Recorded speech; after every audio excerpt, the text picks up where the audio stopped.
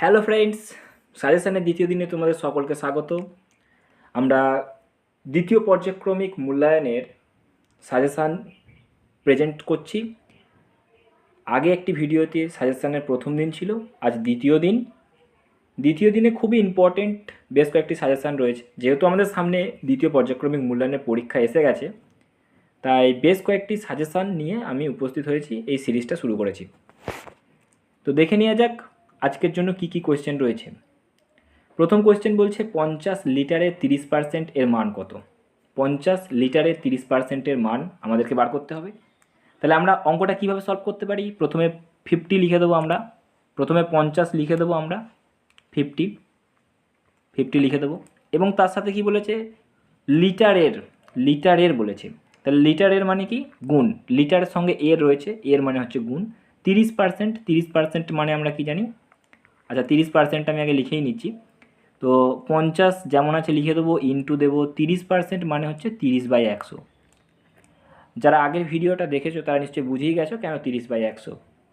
আর যদি কেউ না দেখে থাকো তাহলে অবশ্যই আগে ভিডিওটা দেখে নেবে, তাহলে বুঝে যাবে যে কেন 30/100। পার্সেন্টেজের জন্য এখানে 100 নিচেই হয়েছে। এখন এই শূন্য কেটে গেল, এই শূন্য কেটে গেল, তাহলে কত রইল? নিচেই 1 আর উপরে 3 × 5, 3 × 5 = 15। তাহলে সঠিক অ্যান্সার হয়ে যাবে 15। তাহলে 50 লিটারে 30%-এর মান হচ্ছে 15 লিটার। 15 লিটার। ওকে, পরবর্তী অঙ্কে চলে যাব। ax² + bx + c রাশিমালাটিতে x² সহগ জানতে চাইছে আমাদেরকে। x² সহগ জানতে চাইছে। তাহলে x² সহগ কত হবে? x² সহগ x² সঙ্গে দেখে নিই কে রয়েছে। x² সাথে রয়েছে কে দেখে নিই। x² সঙ্গে রয়েছে +a। তাহলে x² সহগ হয়ে যাবে +a।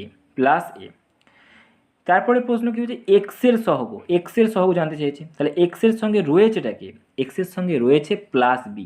তাহলে সঠিক অ্যান্সার হয়ে যাবে +b। আর বর্জিত পদ জানতে চেয়েছে জিজ্ঞাসা। বর্জিত পদ মানে কি?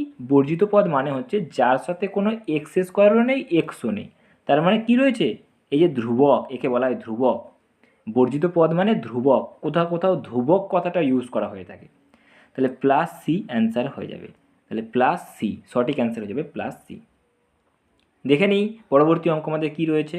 পরবর্তী অঙ্কতে দেখতে পাচ্ছি আমরা সমান্তরাল দিয়ে একটা ছবি করে দেওয়া আছে। আচ্ছা ঠিক আছে, আমরা দেখে নেব ছবিটা কী রয়েছে। আমি প্রথমত ছবিটা এঁকে নিচ্ছি। আমাদের এই অঙ্কটা চলছে, ছবিটা আমরা প্রথমে এঁকে নিচ্ছি। প্রথমে কেমন ছবিটা দিয়েছে? এইভাবে ছবিটা দিয়েছে। দুটো সমান্তরাল বলেছে, ABCD সমান্তরাল। প্রথমে AB আর এদিকে হচ্ছে CD সমান্তরাল বলেছে। ABCD সমান্তরাল মানে কি? এরা সমান্তরাল, মানে একে অপরের সমান্তরালে আছে, এবং বলছে EF ভেদক। EF কি? ভেদক। তাহলে আমি এখানে EF ভেদক করে দিচ্ছি, ঠিক ছবিটার মতোই আমি করছি। EF ভেদক বলেছে, এবং কিছু মান বলে দিয়েছে। কিছু মান আমাদেরকে বলে দিয়েছে EF ভেদক। আমি GH এগুলো পয়েন্টিংয়ে আমি লিখছি না, আমি প্রশ্নটা দেখে জাস্ট ছবিটা করছি, এবং এক্স কোথাও একটা লেখা আছে, আমি সেইখানে এক্সটাকে লিখে দিচ্ছি। এখানে আমি এক্স লিখে দেব, এক্স আমি লিখে দিচ্ছি এখানে। আর তার সাথে আরেকটা মান দেওয়া আছে 60 ডিগ্রি। 60 ডিগ্রি কোথায় দেওয়া আছে? এখানে দেওয়া আছে। এখানে আমি 60 ডিগ্রি লিখে দিচ্ছি। এবার প্রশ্ন করেছে এক্সের মান আমাদেরকে বার করতে বলেছে। GH কোন জায়গায় আছে? এই যে পয়েন্টিংগুলো, এই পয়েন্টিংগুলোতে GH করা আছে। আমি GH এখন লিখছি না। তো এক্সের মান আমাদের বার করতে হবে, এবং এটি সমান্তরাল সরলরেখা ছেদকের ধর্মের চ্যাপ্টারের অঙ্ক থেকে দেওয়া আছে। সমান্তরাল সরলরেখা এবং ছেদকের ধর্ম, তো সেখান থেকে দেওয়া রয়েছে। এখন এক্সের মান আমাদেরকে বার করতে হবে। এক্সের মান আমরা কি করে বের করতে পারি? আমরা জানি যে সমান্তরাল সরলরেখাকে, দুটো সমান্তরাল সরলরেখাকে যখন কোনো ছেদক ছেদ করে, দুটো সমান্তরাল সরলরেখা এখানে কি AB আর CD, প্রশ্নে বলেই দিয়েছে যে ABCD কিন্তু সমান্তরাল, তখন কি হয়? অনুরূপ কোণগুলো সমান হয়। অনুরূপ কোণগুলো সমান হয়, বিপ্রতীপ কোণগুলো তো এমনিতেই সমান হবে, একান্তর কোণ সমান হয়। তাহলে অনুরূপ কোণ সমান হয়, একান্তর কোণ সমান হয়, তাই না? তাহলে এই যে 60 ডিগ্রি আছে, 60 ডিগ্রির অনুরূপ কোণ কোনটা? 60 ডিগ্রির অনুরূপ কোণ হচ্ছে এইটা। হ্যাঁ বন্ধুরা, একদম ঠিক ধরেছো তোমরা। 60 ডিগ্রির অনুরূপ কোণ হচ্ছে এইটা। তার মানে বলতে পারি যদি এটা 60 ডিগ্রি হয়, অনুরূপ কোণ তো সমান হয়, তাহলে এটাও 60 ডিগ্রি হবে। এটুকুনি আমরা বলতে পারি। এটাও কি হবে? 60 ডিগ্রি হবে। কিন্তু আমাকে এক্সের মান বার করতে বলেছে। এক্সের মান আমি কি করে বার করতে পারবো? এক্সের মান বার করার জন্য আমাদের যে এই যে এ বি সরলরেখা আমরা দেখতে পাচ্ছি, এই যে এ বি সরলরেখা দেখতে পাচ্ছি, আমরা জানি যে কোনো সরলরেখার টোটালটার মান হচ্ছে 180 ডিগ্রি। যে কোনো সরলরেখার টোটালটার মান হচ্ছে 180 ডিগ্রি। এখন 180 ডিগ্রির মধ্যে শুধুমাত্র এইটুকানি 60 ডিগ্রি। ওইটুকানি 60 ডিগ্রি, এইখান থেকে এইটুকানি হচ্ছে 60 ডিগ্রি। এটুকুনি কি 60 ডিগ্রি। তাহলে টোটালটা যদি একটা সরলরেখার মান 180 ডিগ্রি হয়, তার মধ্যে এইটুকানি 60 ডিগ্রি বলেছে, তাহলে বাকিটা কত ডিগ্রি? হ্যাঁ, তোমরা ঠিকই ধরেছো, বাকিটা হয়ে যাবে 180 মাইনাস 60। 180 মাইনাস 60, তাহলে বাকিটা আমরা পেয়ে যাব। তাহলে কত পাবো? 120 ডিগ্রি। তাহলে এক্সের মান হয়ে যাবে 120 ডিগ্রি। তাহলে এক্সের মান জানতে চেয়েছিল, তাহলে এক্সের মান কত হবে? 120 ডিগ্রি। অন্য কিছুর মান জানতে চাইতে পারতো। সরলরেখা যখন দুটো সমান্তরাল সরলরেখা, এটাই হচ্ছে মেন পয়েন্ট যে জানা দরকার আমাদের, যে যখন দুটো সমান্তরাল সরলরেখাকে একটা সরলরেখা ছেদ করে তখন তাদের অনুরূপ কোণগুলো সমান হয়, একান্তর কোণগুলো সমান হয়, এটুকুনি খেয়াল রাখতে হবে। তাহলে এক্সের মান হয়ে যাবে আমাদের কত? 120 ডিগ্রি সঠিক অ্যান্সার হয়ে যাবে। দেখে নিই পরবর্তী ছবি কি রয়েছে, পরবর্তী প্রশ্ন আমাদেরকে কি দিয়েছে। পরবর্তী প্রশ্নেতে আমরা আবারও একটা ছবি দেখতে পাচ্ছি। এই লাস্টের কোয়েশ্চেনটাতে কি ছবি দেখতে পাচ্ছি? আচ্ছা, ছবিটা আগে আমি প্রথমে এঁকে নেওয়ার চেষ্টা করব। এরমভাবে দিয়েছে, এরম দিয়েছে, এখানে পি কিউ দিয়েছে। আচ্ছা, এখানে পি কিউ আছে, এখানে আর এস আছে, এখানে আর এস আছে, আর মাঝখানে ও দিয়েছে। আচ্ছা, ও দিয়েছে, আর একটা দাগ করা আছে এই পয়েন্ট থেকে, এই পয়েন্ট থেকে একটা দাগ করা আছে, এখানে 20। আচ্ছা, এখানে 20 দিয়েছে, আর নিচের দিকে এখানে কিছু লেখা নেই, মানে টি আছে, তাহলে টিটা আমি এখানে লিখে দেবো। আচ্ছা, টিটা লিখে দিলাম। এবার আমাকে প্রশ্ন করেছে পিওটি এর মান বার করো। কোন পিওটি? পিওটি আগে দেখি কোনটা। ও, এখন একটু মান দেওয়া আছে, এখানে কত আছে? 60, এখানে 60 ডিগ্রি লিখে দেবো। এবং বলেছে পিওটি এর মান বের করতে। পিওটি কোথায় আছে আগে দেখে নিই। পিওটি মানে হচ্ছে এইটার মান আমাদেরকে বার করতে হবে। পিওটির মান আমাদেরকে বার করতে হবে। কী করে বার করব? একটু আগেই আমরা বলেছি যে যখন দুটো সমান্তরাল সরলরেখাকে একটা সরলরেখা ছেদ করে, কিন্তু এখানে তো দুটো সমান্তরাল সরলরেখাকে একটা সরলরেখা ছেদ করেনি, এখানে একে অপরকে ছেদ করেছে, অর্থাৎ একে অপরকে ছেদ করেছে। এমনটা নয় আগের মতো যে দুটো সমান্তরাল সরলরেখাকে একটা সরলরেখা ছেদ করেছে, এখানে একে অপরকে ছেদ করেছে। আর একে অপরকে ছেদ করার ফলে যে বিপ্রতীপ কোণ তৈরি হয়, একে অপরকে ছেদ করার ফলে বিপ্রতীপ কোণ তৈরি হয়। বিপ্রতীপ কোণ কাকে বলে? আগের ভিডিওতে একটি অঙ্ক ছিল, সেখানে আমরা বলে দিয়েছি যে বিপ্রতীপ হচ্ছে বিন্দুর বিপরীত দিকের কোণ, অর্থাৎ এই কোণটার সাথে এই কোণটা হচ্ছে বিপ্রতীপ কোণ। আবার তেমনি এই কোণটার সাথে এই কোণটা হচ্ছে বিপ্রতীপ কোণ, অর্থাৎ বিপরীত দিকে বিন্দু মাঝখানে থাকলে তার বিপরীত দিকে যে কোণ হয় সেগুলোকে বিপ্রতীপ কোণ বলা হয়। তার মানে বলতে পারি যে এই যে 60 ডিগ্রি রয়েছে, এই যে 60 ডিগ্রি, এই 60 ডিগ্রির যে বিপ্রতীপ কোণ হবে, কোনটা হবে? 60 ডিগ্রির যে বিপ্রতীপ কোণ, এই টোটালটা কোণ হবে।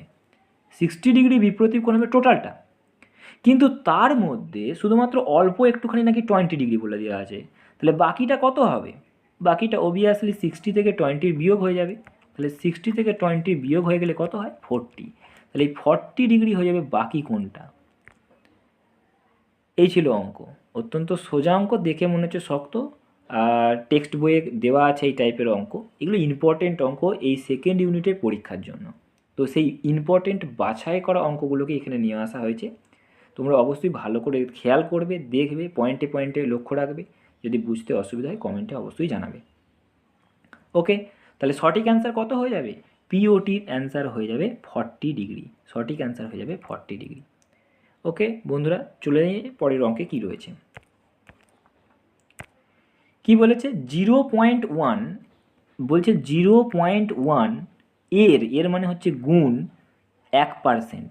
1%-এর মান আমাদেরকে বার করতে হবে। তাহলে আমরা কি লিখতে পারি? 0.1টাকে আমরা কি লিখতে পারি? 1/10 লিখতে পারি।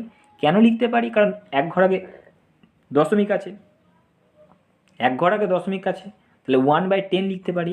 আর এদিকে কি লিখতে পারি? 1/100 লিখতে পারি, তাই তো? তাহলে ওভারঅল উপর উপর গুণ করলে 1 একে 1, আর নিচে 100-র সঙ্গে 10 গুণ করলে 1000।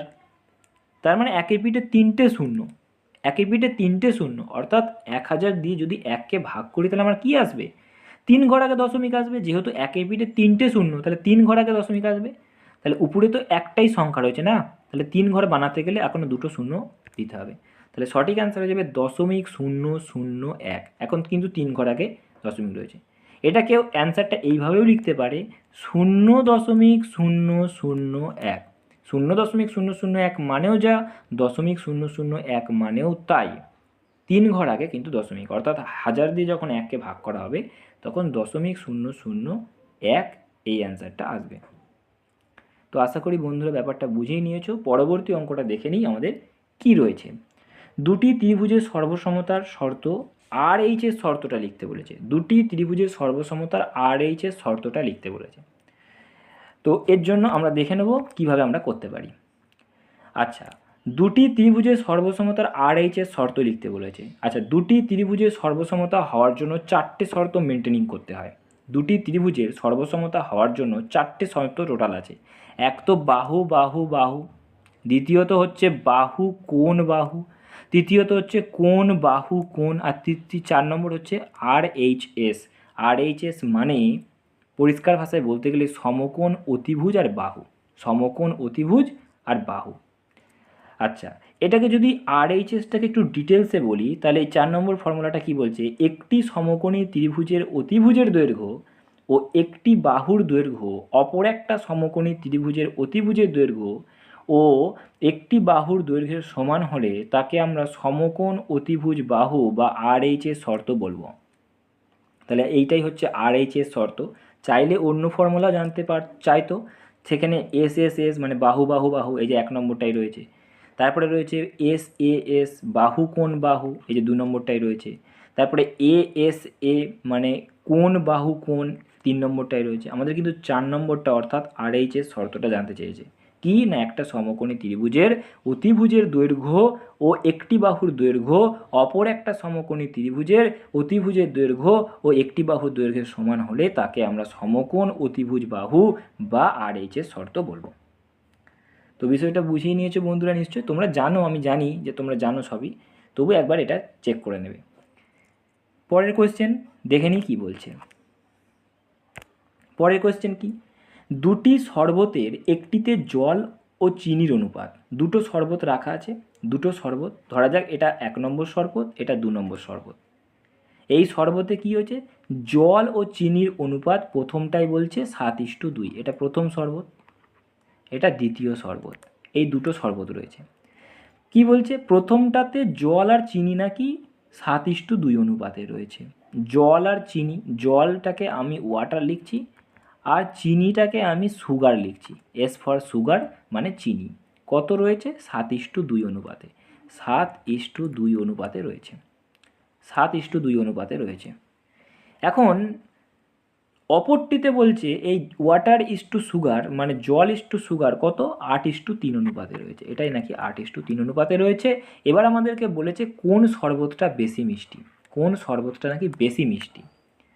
এখন বেশি মিষ্টি হতে গেলে দেখতে হবে আমাদেরকে যে কোনটাই চিনি বেশি আছে, অর্থাৎ যাতে চিনি বেশি থাকবে সেটাই বেশি মিষ্টি হবে, তাই না?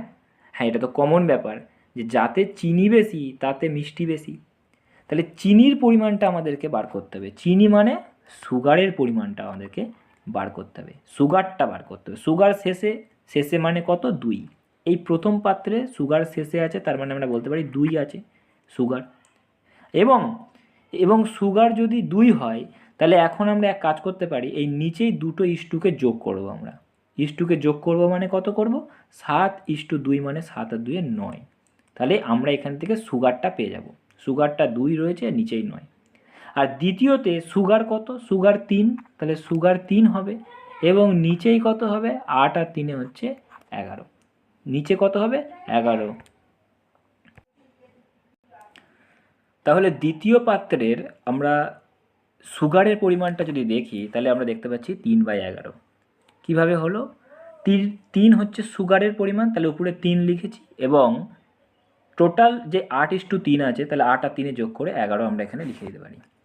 এখন যদি ভালো করে খেয়াল করি তাহলে প্রথম পাত্রে সুগার হচ্ছে 2/9 আর দ্বিতীয় পাত্রে সুগার হচ্ছে 3/11। এখান থেকে কিন্তু বোঝা মুশকিল হয়ে যাচ্ছে যে কোনটাতে বেশি সুগার রয়েছে, কোনটাতে বেশি সুগার রয়েছে। তো যেহেতু এটা 1 নম্বরের অঙ্ক, শর্টকাট প্রসেস অবলম্বন করা যেতে পারে, যে বোঝার উপায় যে কোনটাতে বেশি সুগার রয়েছে। সেই বোঝার উপায়টা কি, আমি প্রথম পাত্রের এখানে 2/9টা লিখে নিচ্ছি, আর এখানে 3/11 এটা দ্বিতীয় পাত্রে আমি লিখে নিলাম। এই দুটো লিখে নিয়েছি। এখন কোনটাতে বেশি রয়েছে সেটা বোঝার শর্টকাট প্রসেস বলছি, কারণ যেহেতু এটা 1 নম্বরের অঙ্ক, শর্টকাট প্রসেস হচ্ছে এটাই, যেদের কোনাকুনি গুণ করতে হবে। কোনাকুনি গুণ করব, কোনাকুনি গুণ করে লিখবো উপরে, অর্থাৎ 3×9 কত হলো 27, তাহলে 27টা আমি এখানে লিখে দেবো। আর এদের কোনাকুনি গুণ করব, তাহলে 11×2 কত 22, তাহলে 22টা এখানে আমি লিখে দেবো। এবং লেখার পর আমি কি দেখতে পাচ্ছি, লেখার পর এটাই দেখতে পাচ্ছি যে এই প্রথমটাতে কি দেখতে পাচ্ছি না, প্রথমটাতে দেখতে পাচ্ছি 22, আর দ্বিতীয়টাতে মানে 3/11 তো দ্বিতীয় ছিল না, দ্বিতীয় শরবত, তাহলে সেটাতে দেখতে পাচ্ছি 27। তাহলে এটা থেকে ক্লিয়ার যে দ্বিতীয় পাত্রে অর্থাৎ দ্বিতীয় যে শরবতটা ছিল সেখানে সুগারের পরিমাণটা বেশি আছে, কারণ এটা 22 এটা 27, তাহলে দ্বিতীয়তে সুগারের পরিমাণ বেশি। তার মানে আমাকে প্রশ্ন করেছে কোন শরবতটা বেশি মিষ্টি, যাতে সুগার বেশি আছে, যাতে চিনি বেশি আছে, সেটাই বেশি মিষ্টি হওয়া উচিত। তাহলে এখানে আমরা কি করতে পারি, লিখতে পারি দ্বিতীয় শরবত বেশি মিষ্টি। সঠিক অ্যান্সার হয়ে যাবে দ্বিতীয় শরবত, দ্বিতীয় শরবত বেশি মিষ্টি, সঠিক অ্যান্সার হয়ে যাবে দ্বিতীয়। ওকে, তো আশা করি বন্ধুরা ব্যাপারটা বুঝেই নিয়েছো। পরবর্তী অঙ্কে আমরা চলে যাওয়ার চেষ্টা করি। কি রয়েছে পরবর্তী অঙ্ক, 3 নম্বরের কিছু অঙ্ক রয়েছে, 3 নম্বরের মার্কস রয়েছে। ইম্পর্টেন্ট কিছু অঙ্ক আমি সাজেস্ট করছি এখানে, যেগুলো পরীক্ষায় বারবার এসেছে বা এবারেও আসার জন্য প্রবলতর 99% ধরে নিতে পারো এখান থেকেই আসবে। 30 জন লোক 15 দিনে একটি গ্রামের রাস্তা 3/7 অংশ সারান। যদি আরও 10 জন লোক কাজটি করতে আসেন তাহলে রাস্তাটির বাকি অংশ সারাতে কতদিন লাগবে তা ত্রৈরাসিক পদ্ধতিতে নির্ণয় করো। এটা তোমাদের টেক্সট বইয়ে 103 নম্বর পেজে 4 দাগের অঙ্কটা। ওকে, পরের অঙ্ক দিয়েছি কি, চিনির মূল্য 20% বেড়ে গেছে, তাই চিনির মাসিক খরচ অপরিবর্তিত রাখতে চিনির মাসিক ব্যবহারের পরিমাণ শতকরা কত কম করতে হবে নির্ণয় করো। 112 নম্বর পেজে রয়েছে টেক্সট বইয়ের এবং 12 দাগের অঙ্কটা। এক পাত্র শরবতে 5:2 অনুপাতে সিরাপ ও জল মেশানো আছে। এই শরবতের কতটুকু অংশ তুলে নিলে তার পরিবর্তে সমপরিমাণ জল ঢাললে সিরাপ ও জলের পরিমাণ সমান সমান হবে। টেক্সট বইয়ের 119 নম্বর পেজ 11 দাগের অঙ্কটা, 119 নম্বর পেজের 11 দাগের অঙ্কটা ইম্পর্টেন্ট অঙ্ক। দেখে নিই আরও কিছু ইম্পর্টেন্ট অঙ্ক রয়েছে। এক ধরনের জার্মান সিলভারে তামা, দস্তা ও নিকেলের পরিমাণের অনুপাত 4:3:2। এই ধরনের 54 কিলোগ্রাম জার্মান সিলভারে আর কত কিলোগ্রাম দস্তা মেশালে সেই পরিমাণের অনুপাত 6:5:3 হবে। টেক্সট বইয়ের 118 নম্বর পেজে 5 দাগের অঙ্কটা খুবই ইম্পর্টেন্ট। পরবর্তী অঙ্ক, একটি বিধানসভা কেন্দ্রের ভোটারদের 80% ভোট দিয়েছেন। বিজয় প্রার্থী প্রদত্ত ভোটের 65% ভোট পেয়ে নির্বাচিত হয়েছেন। তিনি মোট ভোটের শতকরা কত ভোট পেয়েছেন। 112 নম্বর পেজে রয়েছে 15 দাগের অঙ্কটা। এবং আজকের জন্য লাস্ট কোয়েশ্চেন এটাই, 5 অশ্বক্ষমতা সম্পন্ন একটি পাম্প 36,000 লিটার জল 8 ঘন্টায় উপরে তুলতে পারে। 7 অশ্বক্ষমতা সম্পন্ন পাম্পের 63,000 লিটার জল তুলতে কত সময় লাগবে। 103 নম্বর পেজে 5 দাগের অঙ্কটা ইম্পর্টেন্ট। এ প্রসঙ্গে একটা বিষয় বলে রাখা দরকার, বিভিন্ন স্কুলে সেকেন্ড ইউনিটের জন্য বিভিন্ন রকমের সিলেবাস তৈরি করা হয়েছে। অর্থাৎ দেখা যাচ্ছে কারো কোনো একটা অধ্যায় হচ্ছে, অন্যজনের সেই অধ্যায়টা হয়তো হচ্ছে না অন্য স্কুলে। তো তোমাদের সকলের কাছে এটাই অনুরোধ যে যাদের যে চ্যাপ্টারগুলো স্কুলে হবে সেই চ্যাপ্টারের অঙ্কই কিন্তু একমাত্র এই সেকেন্ড ইউনিটের জন্য প্রিপারেশান নেবে।